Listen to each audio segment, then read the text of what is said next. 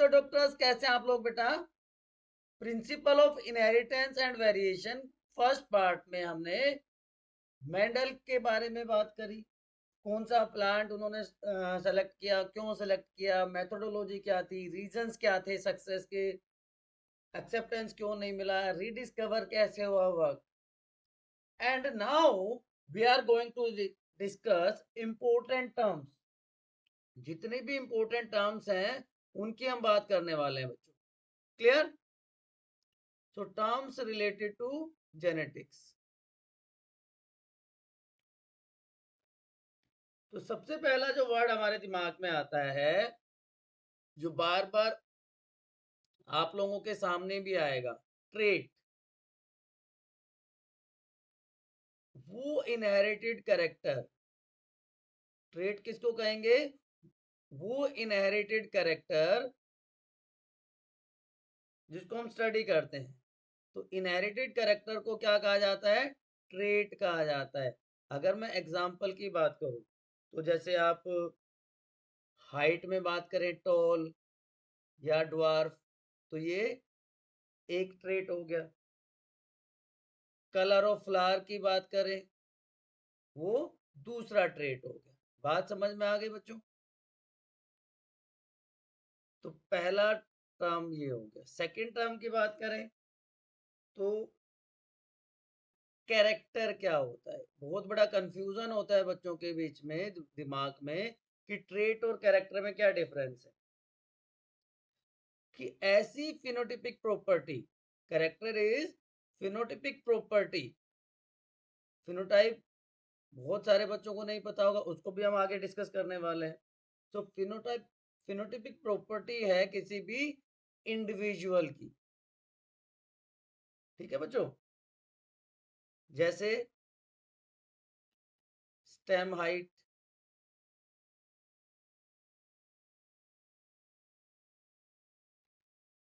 Right, flower colour, hair colour, type of hairs. तीसरा जो word आता है दैट इज यूनिट फैक्टर, या फैक्टर भी आप इसको कह सकते हैं। आजकल इसकी जगह एक दूसरा वर्ड यूज किया जाता है। आप में से कितने लोगों को पता है? एक बार फटाफट कमेंट सेक्शन में बताइए, यूनिट फैक्टर क्या होता है?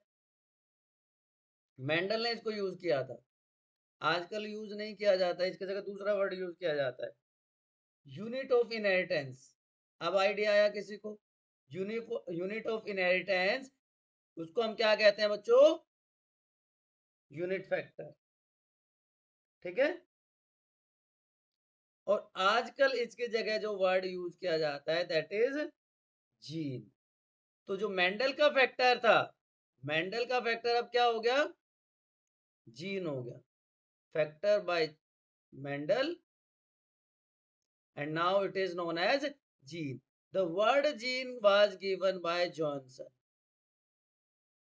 जॉनसन ने सबसे पहले वर्ड यूज किया था इन 1901। किसकी जगह? फैक्टर की जगह, मेंडल के फैक्टर की जगह। 1909 आई थिंक, राइट। अब सिंबल्स क्या यूज किए जाते हैं?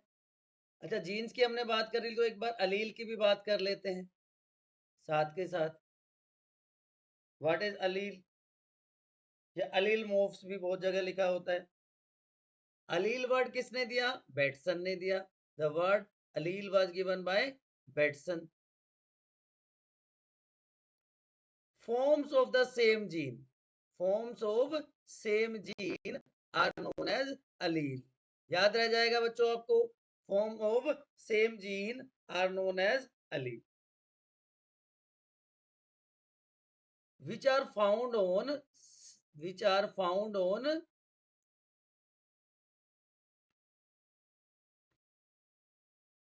Same place.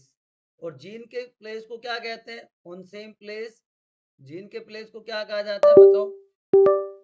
जीन के प्लेस को क्या कहते हैं? लोकस। That is locus. तो मान लीजिए ये एक क्रोमोसोम है, ये जीन है। क्रोमोसोम होमोलोगस कंडीशन में मिलते हैं, पेयर्ड कंडीशन में मिलते हैं। तो ये इसका क्या हो गया, लोकस। अब ये मान लिया हाइट के लिए ये कैपिटल टी है, ये स्मॉल टी है। So these capital T and small T R alleles of same gene. Clear? आगे चलते हैं। अलील के बाद लोकस की मैंने आपको बात बता दी। डोमिनेंट फैक्टर या डोमिनेंट अलील। डोमिनेंट फैक्टर क्या हो जाएगा बताओ? ऐसा फैक्टर जो अपना इफेक्ट शो करता है। अभी हमने बात करी क्या कि पेयर में अलील होता है। पेयर में कौन है? अलील है। ठीक है, तो वो अलील which expresses itself which expresses itself in the presence of another allele, दूसरे की प्रेजेंस में अपना इफेक्ट दिखा दे। अदर कॉन्ट्रास्टिंग फैक्टर या अलील। क्लियर? उसको हम क्या कह देंगे? डोमिनेंट फैक्टर या डोमिनेंट अलील। यहां तक कोई कंफ्यूजन? अब ये अपना एक्सप्रेशन होमोजाइगस कंडीशन में भी दिखाएगा और हेट्रोजाइगस कंडीशन में भी। होमोजाइगस और हेट्रोजाइगस दोनों कंडीशन में अपना इफेक्ट ये शो कर देता है। कि अगर हाइट की बात करें तो इस कंडीशन में भी दिखा देगा capital T and capital T small T, इस कंडीशन में भी अपना इफेक्ट दिखा देगा। और इसके अपोजिट रिसेसिव क्या हो जाएगा? जो अपना इफेक्ट नहीं दिखा पाता कॉन्ट्रास्टिंग अलील की प्रेजेंस में, तो सिर्फ होमोजाइगस कंडीशन में अपना इफेक्ट दिखाएगा, ओनली इन होमोजाइगस। ठीक है, प्योर स्टेट में होमोजाइगस प्योर। ठीक, उसको रिसेसिव कहेंगे। दोनों का डिफरेंस समझ में आ गया? यहां तक कोई कंफ्यूजन है? अब बच्चों को बहुत बड़ी दिक्कत होती है सिंबल लिखने में। सिंबल किस तरह लिखे जाते हैं सर? देखो बच्चों, हमेशा याद रखना, एक चीज हमेशा याद रखना, जो डोमिनेंट कैरेक्टर होगा, जो डोमिनेंट ट्रेट होगा, जैसे हम हाइट की ही बात कर लेते हैं, हाइट ऑफ द प्लांट की ही बात कर लेते हैं, डोमिनेंट और दूसरी तरफ क्या हो जाएगा? रिसेसिव। तो एक तरफ आप ले लीजिए, हाइट की बात कर लीजिए, हाइट ऑफ द प्लांट।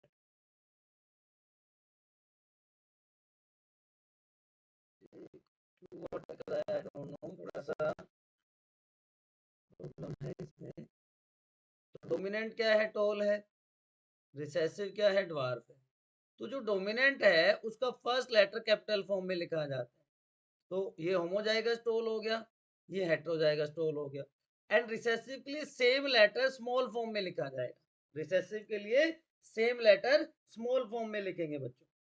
ठीक है, उसके बाद आ जाता है होमोजाइगस एंड हेट्रोजाइगस। होमो का मतलब सेम, होमोजाइगस, होमो का मतलब क्या हो गया? सेम हो गया। एंड हेट्रो का मतलब डिफरेंट हो गया।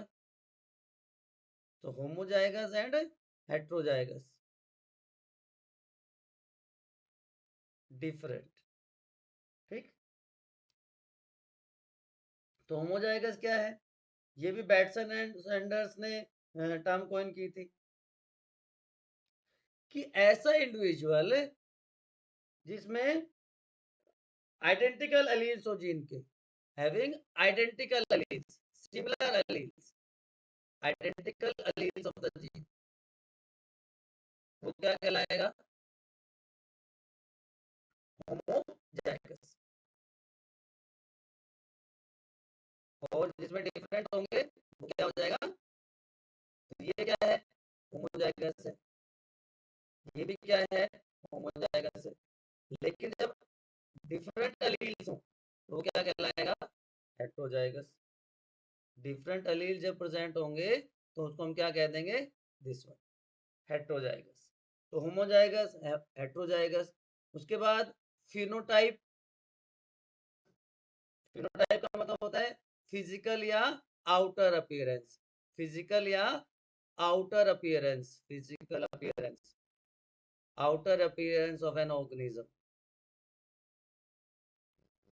कि भाई देखने से, बाहर से देखने से कैसा लग रहा है, भाई टोल है, अब टोल में होमोजाइगस है, हेट्रोजाइगस है, ये तो हमें जीन्स को देख के पता चलेगा ना, लेकिन बाहर से तो टोल दिखाई दे रहा है।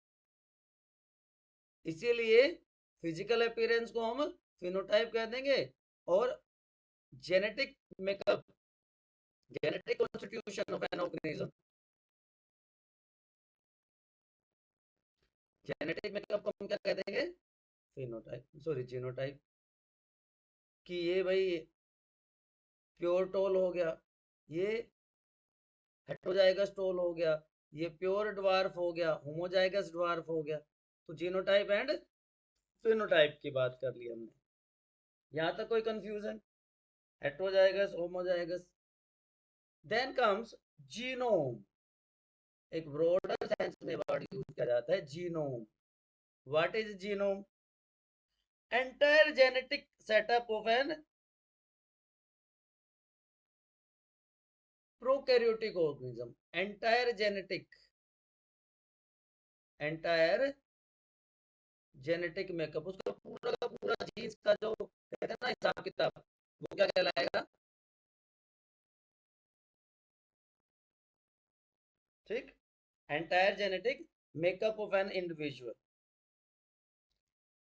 स्पेशली प्रोकैरियोट सेल की बात करते हैं इसमें हम, या वायरस की बात करते हैं हम इसमें। और इसी से रिलेटेड एक दूसरा वर्ड है जीन पूल। तो जीन पूल क्या होता है जी, what is gene pool? Sum total, sum of all genes, sum of all genes, सारे के सारे जीन्स किसी इंडिविजुअल के, sum of all genes and their alleles, उसकी कॉन्ट्रास्टिंग फॉर्म्स भी सारी की सारी present in a interbreeding population, in a interbreeding, जो रिप्रोड्यूस कर सकती है, इंटरब्रीडिंग पॉपुलेशन, वो क्या कहलाएगी बच्चों, जीन। हो सकता है आपको आवाज कुछ कटी हुई आ रही होगी, कुछ I don't know what is the technical problem, ये हो सकता है कहाँ से दिक्कत आ रही है मुझे नहीं समझ में आ रहा, बट आई एम ट्राइंग, मेरी तरफ से मुझे कोई प्रॉब्लम दिखाई नहीं दे, ठीक है। चलिए, अब और थोड़ा सा इंपॉर्टेंट, थोड़ा सा और डिटेल चीजों की बात कर लेते हैं, थोड़ा सा खतरनाक वाली चीजों की बात कर लेते हैं। तो इसमें सबसे पहला आता है पनेट स्क्वायर क्या होता है। इस तरह के सिंबल्स आपने देखे होंगे,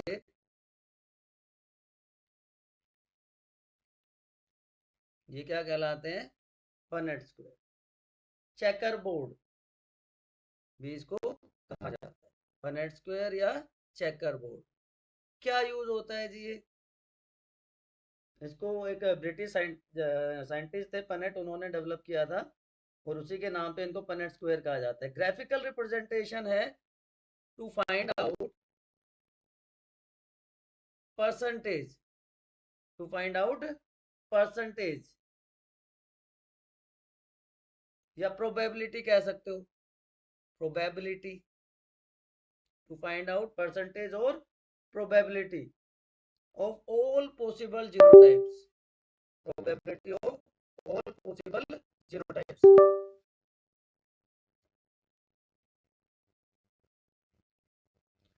जब हम आगे क्रॉस करेंगे तो उसमें आपको डिटेल में बताएंगे ये क्या हो जाएगा पनेट। उसके बाद जी, उसके बाद बात करते हैं बैक क्रॉस। बैक क्रॉस क्या होता है, कि जो F1 हाइब्रिड है, जो F1 हाइब्रिड है या F1 ऑर्गेनिज्म है, उसको किसी भी पेरेंट के साथ क्रॉस करवा देना, ये मान ली P1 है, ये P2 है, उसको किसी भी पेरेंट के साथ क्रॉस करवा देना, वो क्या कहलाता है, बैक क्रॉस। ठीक है, तो क्या हो जाएगा, क्या इसमें अलग अलग पॉसिबिलिटी हो सकती है ना, दो पॉसिबिलिटी हो सकती है कि भाई जो F1 हाइब्रिड है, जैसे मान लीजिए टोलनेस की बात कर लें तो F1 जनरेशन में हेटेरोजाइगस प्रोड्यूस होता है, हेटेरोजाइगस टोल प्रोड्यूस होता है ना। ठीक, अब यहाँ पे ये पेरेंट प्योर टोल हो सकता है या हेटेरोजाइगस टोल हो सकता है, तो एक केस में तो इसको ये ले लेंगे और इधर ये हेटेरोजाइगस हो गया, या ये भी क्या हो सकता है, प्योर टोल। लेकिन अगर प्योर टोल हुआ तो यहाँ पे हेटेरोजाइगस ऑर्गेनिज्म नहीं बनेगा। ठीक है, तो देर इज अ पॉसिबिलिटी कि भैया ऐसा क्रॉस हो जिसमें एक डोमिनेंट दूसरे हेटेरोजाइगस के साथ क्रॉस कर रहा है, तो क्या कहलाएगा, बैक क्रॉस। ठीक, क्या यूज होता है, ये प्लांट ब्रीडिंग प्रोग्राम से यूज किया जाता है to increase the trait of one particular character. ठीक है, एक पर्टिकुलर टाइप के कैरेक्टर को बार बार उसका नंबर बढ़ाने के लिए इसको यूज किया जाता है। वो इसी से मिलता जुलता दूसरा है टेस्ट क्रॉस,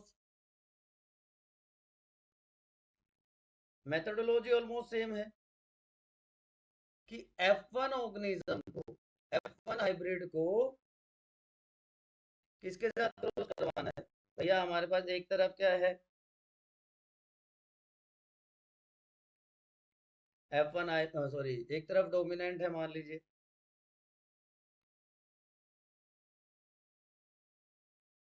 तो F1 हाइब्रिड को डोमिनेंट पेरेंट के साथ करवाएंगे तो क्या होगा, सारे के सारे डोमिनेंट हो जाएंगे। लेकिन अगर F1 इंडिविजुअल को डबल रिसेसिव पेरेंट के साथ, डबल रिसेसिव पेरेंट के साथ क्रॉस करवाएंगे तो क्या होगा,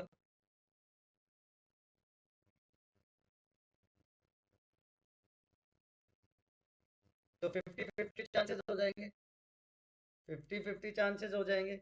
यहाँ पे सारे के सारे ओ 100% डोमिनेंट, यहाँ पे 50-50 चांसेस हैं कि 50% tall, 50% dwarf.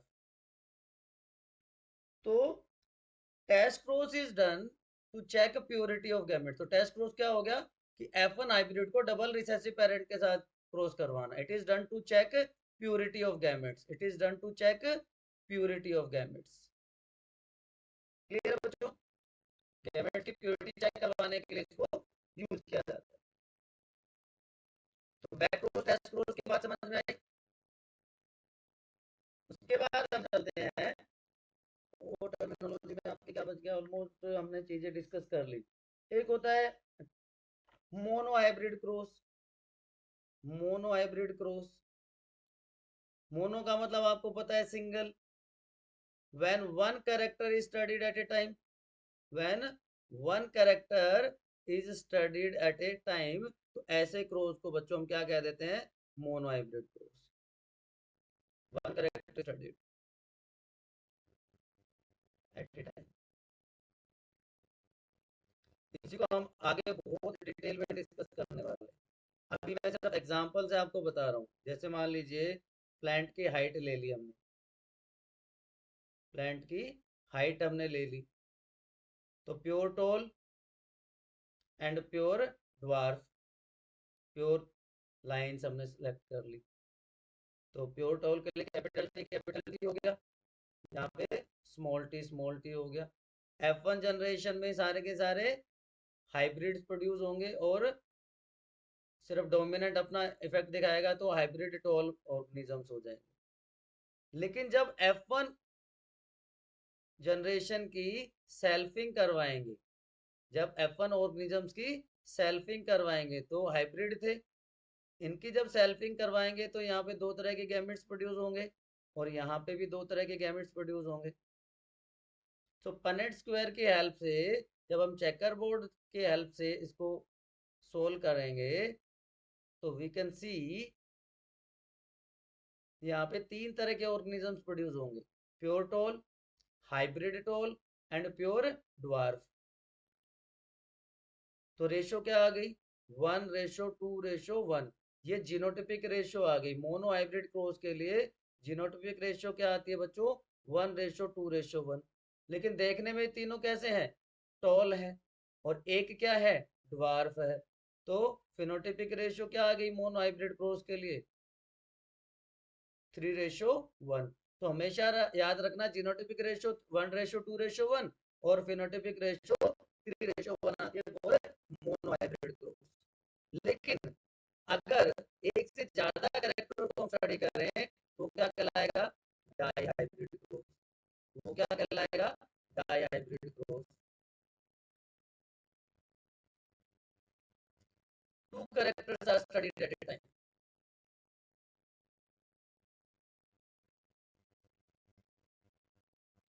To characters are studied simultaneously. What is going wrong, समझ नहीं आ रहा मुझे, ये हो क्या रहा है। टू कैरेक्टर्स, सीड शेप और seed colour, seed shape and seed colour.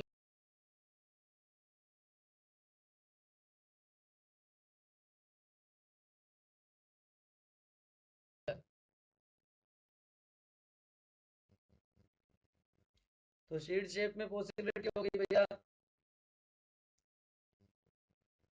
Round या रिंकल्ड हो सकता है। तो इसको हमने डोमिनेंट मान लिया, और ये येलो, इसको ग्रीन मान लेते हैं। तो यहाँ पे ये डोमिनेंट हो गया, तो ये रिसेसिव हो गया। तो जब इनका आपस में क्रॉस करवाया जाएगा, round yellow and wrinkled green का, तो ये गैमेट फॉर्मेशन हो गई। तो F1 जनरेशन में सारे के सारे, F1 जनरेशन में सारे के सारे हेट्रोजाइगस होंगे, राउंड येलो होंगे, ठीक, हेट्रोजाइगस। और जब इनका सेल्फ क्रॉस करवाएंगे, F1 जनरेशन का सेल्फ क्रॉस करवाया जाएगा, तो क्या मिलेगा, round yellow wrinkled, sorry, round yellow wrinkled green, round yellow wrinkled green. तो यहाँ पे 4 टाइप्स के गैमेट्स बनेंगे, दोनों डोमिनेंट एक साथ, एक डोमिनेंट एक रिसेसिव, एक रिसेसिव एक डोमिनेंट, एंड दोनों रिसेसिव एक साथ। सिमिलरली यहाँ पे भी यही मिलेगा। इसको हम डिटेल में डिस्कस करेंगे, आपको डरने की जरूरत नहीं है, ठीक है। तो चेकर बोर्ड के हेल्प से 60 टाइप के कॉम्बिनेशन है वो पॉसिबल है। राउंड येलो, इस तरह से हम इसका एक डिटेल चेकर बोर्ड बना सकते हैं। And same type of gametes are found this side.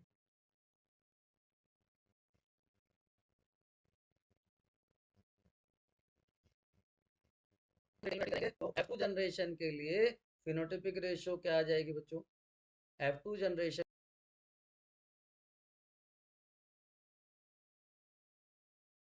के लिए फिनोटिपिक रेशियो आ जाएगी फॉर डाई हाइब्रिड क्रॉस। इसके लिए डाई हाइब्रिड क्रॉस के लिए F2 में फिनोटिपिक रेशियो आ जाएगी 9:3:3:1, 9:3:3:1। एंड फिनोटिपिक रेशियो एक मोबाइल नंबर की तरह होगा, 1:1:2:4:2:1:1। कैसे आया, इसको डिटेल में हम जब inheritance of one gene and inheritance of two genes पढ़ेंगे तो डिटेल में इसकी बात करेंगे। तो ये आपकी टर्मिनोलॉजी की जो वर्ड्स बार बार यूज होंगे। स्टिल अगर आपको फिर भी कोई कंफ्यूजन है, कोई इकट्ठ है, कोई किंतु परंतु है, तो क्या करना होता है आपको बताओ, what you need to do, बोलो बोलो फटाफट, क्या करना होता है आपको। आप अपने डाउट्स कहाँ पूछते हैं, यस, अपने स्टडी डेस्टिनेशन बायोनिति आदर्श, ठीक है। कमेंट सेक्शन में अपने डाउट पूछ लीजिए। और अगर चैनल पर नए आए तो सब्सक्राइब करके लाइक कर दीजिए and don't forget to share. Keep studying. See you soon.